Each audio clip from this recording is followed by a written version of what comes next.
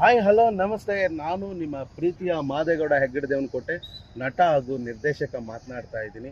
ಇವತ್ತಿನ ವಿಷಯ ಏನಪ್ಪ ಅಂತ ಹೇಳಿದ್ರೆ, ನಾನು ಪೋಲಿ.